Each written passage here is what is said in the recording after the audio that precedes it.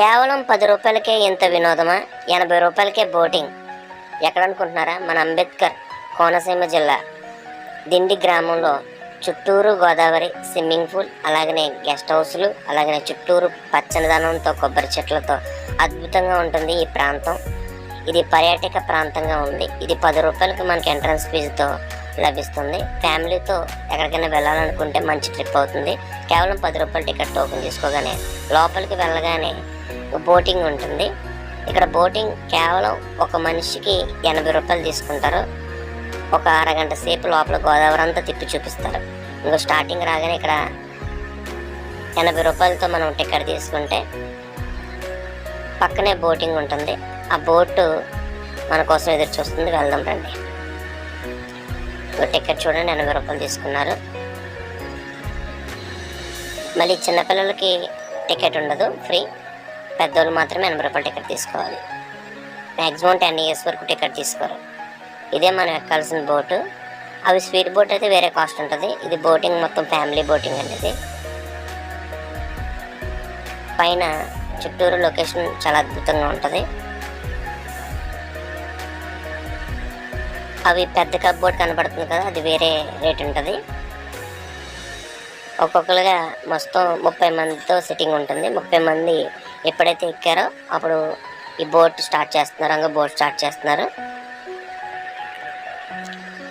ఈ బోటింగ్ లైఫ్లో మర్చిపోలేనటువంటి మధుర అనుభూతిని కలగజేస్తుంది.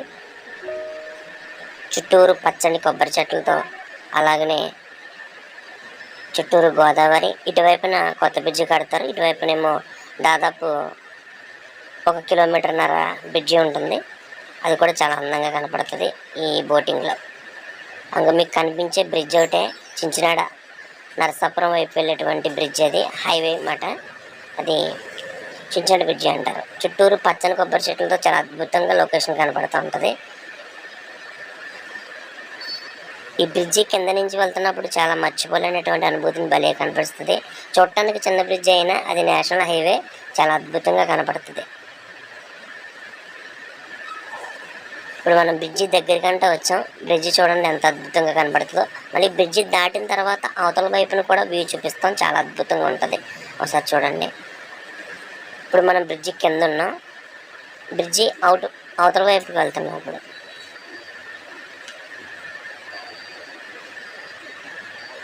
మేము వెళ్ళింది ఈవినింగ్ టైం కాబట్టి చూడండి, సూర్యుడు దిగేటువంటి టైము, ఎక్కేటువంటి టైం. ఇటువైపు నుంచి బ్రిడ్జి చాలా అద్భుతంగా కనపడుతుంది చూడండి. మళ్ళీ బ్రిడ్జికి ఇటువైపు వెస్ట్ గోదావరి, ఇటువైపు ఈస్ట్ గోదావరి కోనసీమ.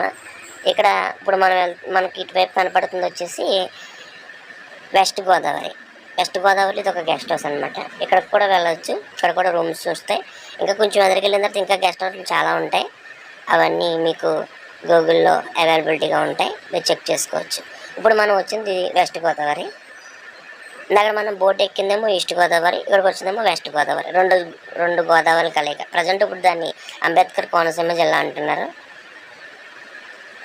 ఇప్పుడు మనం వెస్ట్ గోదావరి వైపు వచ్చాం కదా, మళ్ళీ ఈస్ట్ గోదావరి వైపు మనం అయితే ఎక్కడికి వెళ్ళామో అక్కడికే మళ్ళీ బోటింగ్ తీసుకుని వెళ్తుంది. ఇప్పుడు ఇటు కనపడుతుంది అంతా కూడా వెస్ట్ గోదావరి, అటువైపు అంతా కూడా ఈస్ట్ గోదావరి.